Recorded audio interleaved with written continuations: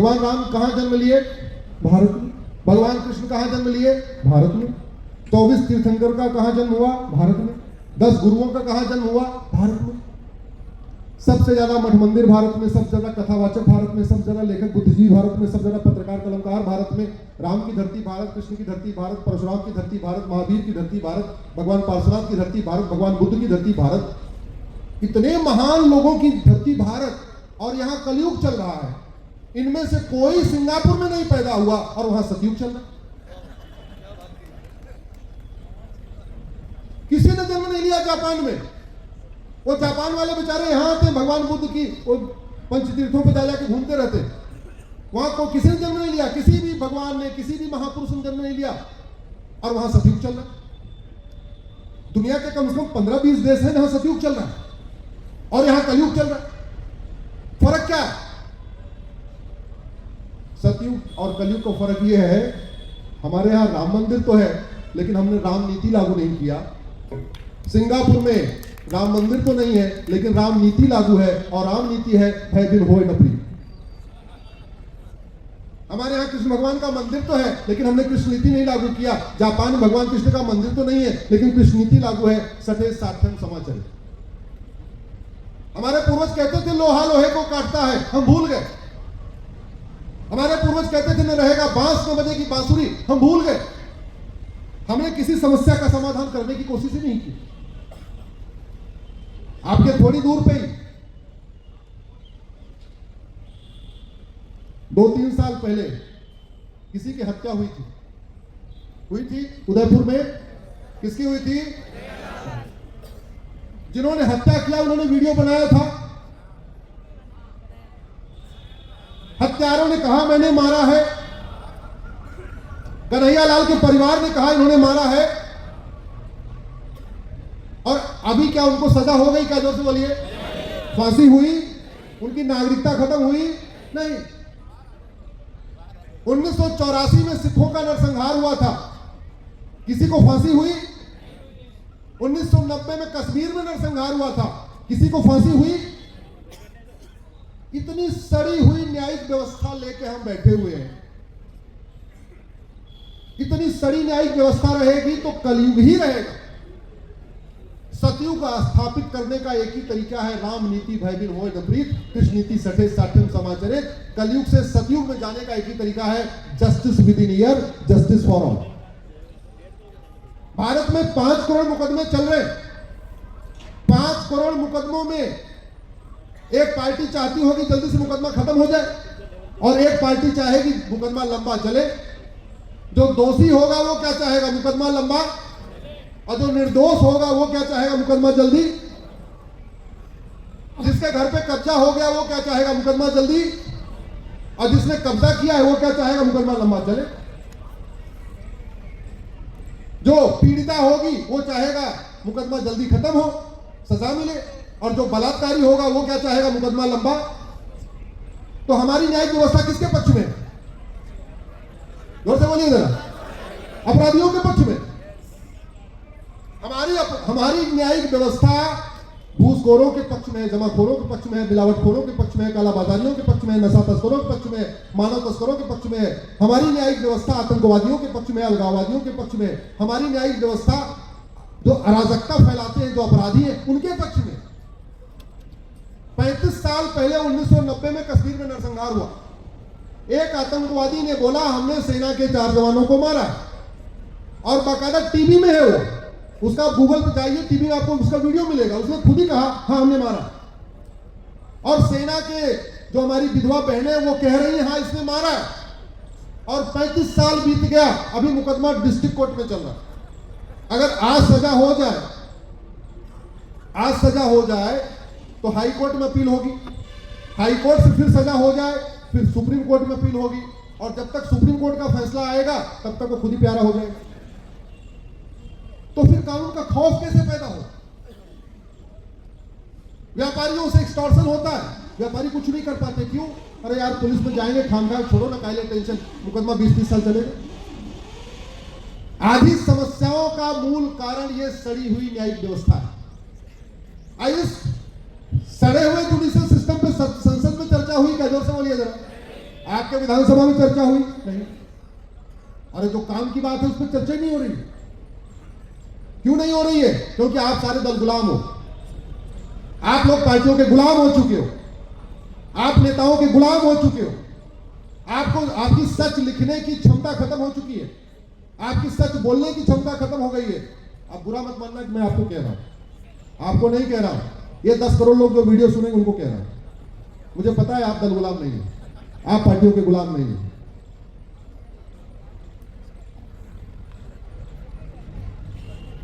इस देश में अगर जस्टिस विद इन ईयर हो जाए, मुकदमों का फैसला होना शुरू हो जाए, बहुत सारी समस्याओं का समाधान हो जाए।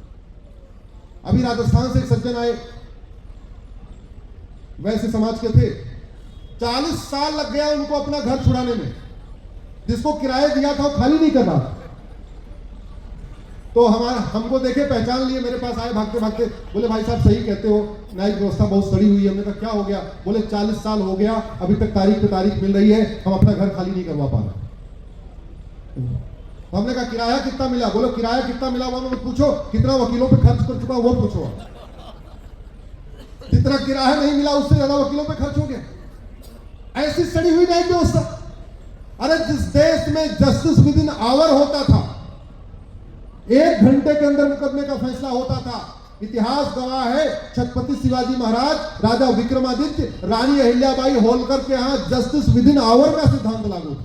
1 घंटे के अंदर मुकदमा अगर कॉम्प्लिकेटेड है, जस्टिस विद इन डे होता था, 1 दिन के अंदर फैसला होता था। थोड़ा और ज्यादा कॉम्प्लिकेटेड है, जस्टिस विद इन वीक होता था, 2-3 दिन आना पड़ता था। कहीं पे इतिहास में कोई ऐसा केस नहीं है जहां पे कोई मुकदमा महीने भर चला हो। 1-2 केस एक्सेप्शनल केस है, मतलब 1 महीने में तो फैसला हो ही जाता था। और अब 1 साल में भी नहीं हो रहा, 1 दशक में भी नहीं हो रहा है। साल तो छोड़ो, कौन आवाज उठाएगा? जोर से बोलो जरा, आपको उठाना पड़ेगा। अच्छा, कितने स्वार्थी है जो तारीख पे तारीख चक्कर लगा रहे हैं। वो तो चाहते हैं जल्दी से मुकदमा खत्म हो जाए, लेकिन वो जुडिशियल रिफॉर्म नहीं चाहते। भारत में 5 करोड़ केसेस के कारण 5 करोड़ परिवार टेंशन में है। एक परिवार में 6 आदमी मान के चलिए, पति पत्नी, माता पिता और 2 बच्चे, यानी 30 करोड़ लोग इस सड़ी हुई न्यायिक व्यवस्था के कारण टेंशन में। इस सड़ी हुई न्यायिक व्यवस्था के कारण लोग आत्महत्या कर रहे हैं। साल में 2 लाख के आसपास आत्महत्या इस सड़ी हुई जुडिशियल सिस्टम के कारण हो रहा है। लोग फर्जी केस से परेशान होकर आत्महत्या कर रहे हैं, फर्जी एफआईआर से परेशान होकर आत्महत्या कर रहे हैं, फर्जी जांच से परेशान होकर आत्महत्या कर रहे हैं, फर्जी फैसलों से परेशान होकर आत्महत्या कर रहे हैं। लोग तारीख से जाके परेशान होकर आत्महत्या कर रहे हैं। 2 लाख लोग साल में। अच्छा, 5 करोड़ तो हो गया जिनको मुकदमा है, अब इसमें गवाह और जोड़ लो। भाई मुकदमा चलेगा तो गवाह भी चाहिए ना। हाईकोर्ट सुप्रीम कोर्ट में नहीं चाहिए, डिस्ट्रिक्ट कोर्ट में चाहिए। अगर एक आदमी को 10-10 गवाह जोड़ लो तो आप देख लो कितने गवाह हो गए। ऐसी व्यवस्था, पूरा देश इस समय मुकदमे में डूबा पड़ा है, पूरा देश। और सबसे आश्चर्य की बात, अमेरिका में, जापान में, सिंगापुर में, फ्रांस में, ऑस्ट्रेलिया में लोग कहते हैं तुमने गलत किया है, होश में आ जाओ, नहीं तो मैं जा रहा हूं पुलिस में शिकायत करूंगा।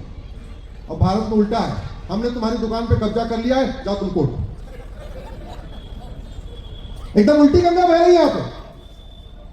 बोले हमने तुम्हारे खेत पे कब्जा कर लिया है, जाओ तुम अब कोर्ट। इस सड़ी हुई न्यायिक व्यवस्था के कारण गांव में सामाजिक समरसता टूट रही है। और जानते हैं, भारत में साल में 2 लाख लोग लैंड डिस्प्यूट में मर रहे हैं। साल में जमीन विवाद में 10 लाख झगड़े होते हैं। 8 लाख लोगों का हाथ पैर टूटता है, सर फूटता है, उंगली टूटती है, फ्रैक्चर होता है, और 2 लाख मर जाते हैं। 2 लाख। जिस जमीन विवाद के कारण 2 लाख आत्महत्या हो जाते हैं, अब आपको जान के आश्चर्य होगा, भारत में जमीन का विवाद सिविल डिस्प्यूट है, एक क्रिमिनल डिस्प्यूट है ही नहीं। मतलब आपकी जमीन कोई कब्जा कर ले, आप थाने पे जाओ, बोले साहब हमारे जमीन पे देखो, हमारे पास सारे कागज हैं, रजिस्ट्री भी है, म्यूटेशन भी है, सब कुछ है, ये दूसरे व्यक्ति ने कब्जा कर लिया। कोई एफआईआर लिखेगा क्या? जोर से बोलिए। नहीं लिखेगा, बोलेगा ये तो सिविल डिस्प्यूट है, जाओ कोर्ट जाओ।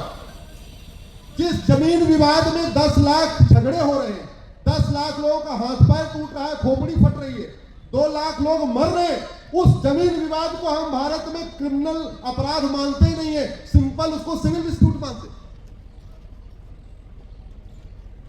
तो जब सिविल डिस्प्यूट मानते हैं तो हो गया क्या? जो दबंग है वो गरीब की जमीन पर कब्जा कर लेता है। और गांव में झगड़ा कैसे बढ़ रहा है? एक आदमी थोड़ा दबंग है, उसके पास थोड़ी पॉलिटिकल पावर और है, उसने गरीब की जमीन पर कब्जा कर लिया। गरीब आया, चिल्लाया, बोले जाओ कोर्ट चले जाओ। वो गरीब बेचारा थाने गया, थानेदार उसको धक्के मार के भगा दिया, बोले यार ये जमीन विवाद, ये तो सिविल डिस्प्यूट है, जाओ तहसील जाओ। अब वो तहसील ढूंढे, तहसील गया, बोले नहीं नहीं अब तो जिले में जाओ, मुकदमा जिला में चलेगा। अब वो कचहरी के चक्कर लगा रहा। वो गरीब पहले ही था, सब्जी बेच के अपना परिवार चला रहा था, उसको एक दबंग ने कब्जा कर लिया, उसका सब्जी का कारोबार खत्म हो गया। अब सब्जी का कारोबार खत्म हो गया, जो कुछ उसने बचाया था अब वो वकील के ऊपर खर्चा कर रहा है। जब तक उसके पास पैसा था तब तक तो वो कोर्ट आया गया, जिस दिन पैसा खत्म हुआ डिप्रेशन में आया, उसके 2-3 लड़के थे, तैयार हुआ, बोल बेटा आपको कुछ करना पड़ेगा, अब तो आर पार की बात है। वो गया, दबंग आदमी को उठा के लाठी से पीट दिया। दबंग का तो कुछ नहीं हुआ, बच गया। लेकिन वो गरीब जो अभी तक सिविल डिस्प्यूट में घूम रहा था, अब किस में घूमने लग गया? जोर से बोलिए जरा। क्रिमिनल डिस्प्यूट में। अब क्रिमिनल डिस्प्यूट में घूमने लगा, फिर पता चला उसी का कोई बेटा बागी हो गया। बागी हो गया, इसने हमारे पिता को जेल भिजवाया है, अब मैं इसको छोड़ूंगा नहीं, उसने उसको मार दिया। अगर हमारा जुडिशियल सिस्टम ठीक होता, हमारा कानून ठीक होता, जमीन विवाद को हमने जघन्य अपराध बनाया होता, जमीन विवाद को हमने क्राइम डिक्लेयर किया होता और वो क्राइम नहीं करता, इतना बवाल ही नहीं होता। ये सिस्टम बदलने की जरूरत है कि नहीं? होना चाहिए कि नहीं? भारत में अगर जस्टिस विद इन ईयर लागू हो जाए, घूसखोरी खत्म होगी, कमीशनखोरी खत्म होगी, जमाखोरी खत्म होगी, मिलावटखोरी खत्म होगी, कालाबाजारी खत्म होगी, नशा तस्करी खत्म होगी, मानव तस्करी खत्म होगी। अगर जस्टिस विद इन ईयर लागू हो जाए, स्वस्थ भारत बनेगा, जस्टिस विद इन ईयर से संपन्न भारत बनेगा, जस्टिस विद इन ईयर से स्वच्छ साक्षर भारत बनेगा, जस्टिस विद इन ईयर से समृद्ध भारत बनेगा, जस्टिस विद इन ईयर से सशक्त भारत बनेगा, जस्टिस विद इन ईयर से सुरक्षित भारत बनेगा, जस्टिस विद इन ईयर से समावेशी भारत बनेगा, जस्टिस विद इन ईयर से स्वावलंबी भारत बनेगा, जस्टिस विद इन ईयर से स्वाभिमानी भारत बनेगा, जस्टिस विद इन ईयर से सुरक्षित भारत बनेगा, जस्टिस विद इन ईयर से घूसखोरी खत्म होगी, जस्टिस विद इन ईयर से कमीशनखोरी खत्म होगी, जस्टिस विद इन ईयर से मिलावटखोरी खत्म होगी, जस्टिस विद इन ईयर से कालाबाजारी खत्म होगी, जस्टिस विद इन ईयर से जमाखोरी खत्म होगी, जस्टिस विद इन ईयर से आतंकवाद खत्म होगा, जस्टिस विद इन ईयर से अलगाववाद खत्म होगा, जस्टिस विद इन ईयर से मजहबी उन्माद खत्म होगा, जस्टिस विद इन ईयर से जमीन पे कब्जा बंद होगा, जस्टिस विद इन ईयर से धर्मांतरण रुकेगा, जस्टिस विद इन ईयर से वीर सावरकर का सपना साकार होगा, जस्टिस विद इन ईयर से बाबा साहब अम्बेडकर का सपना साकार होगा। जस्टिस विद इन ईयर के बाद वास्तव में एक सुरक्षित भारत बनेगा। इसलिए देश को सुरक्षित बनाना चाहते हैं तो सब लोग मिलकर जस्टिस विद इन ईयर लागू करने की मांग करें। जस्टिस विद इन ईयर संभव है, दुनिया के कई देशों में जस्टिस विद इन ईयर है। जस्टिस विद इन ईयर के लिए केवल 4-5 काम करना है। एक यूनिफॉर्म पिनल कोड बनाना है। ये जो कानूनों का दुनिया भर का मकर जाल है, इसको सबको मर्ज करके सिंगल, जैसे अमेरिका में फेडरल पिनल कोड है वैसा एक इंडियन पिनल कोड बनाना पड़ेगा। झूठ को गंभीर अपराध घोषित करना पड़ेगा। झूठी शिकायत, झूठी जांच, झूठी गवाही को सीरियस क्राइम डिक्लेयर करना पड़ेगा।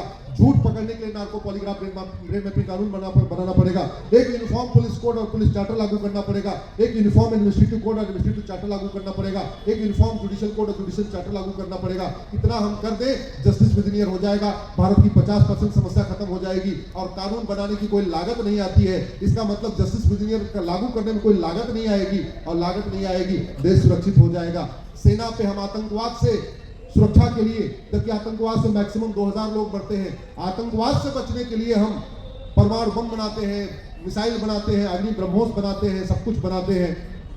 भारत में 25 लाख लोग अकाल मौत मर रहे हैं। उनको बचाने के लिए सिंपल केवल और केवल कानून बदलना है और कानून बदलने की कोई लागत नहीं होती है। अगर आप हमारी बातों से सहमत हैं, इस बात को उठाइए, बोलिए, लिखिए, जहां जहां कह सकते हैं वहां वहां कहिए। बोले भारत माता की।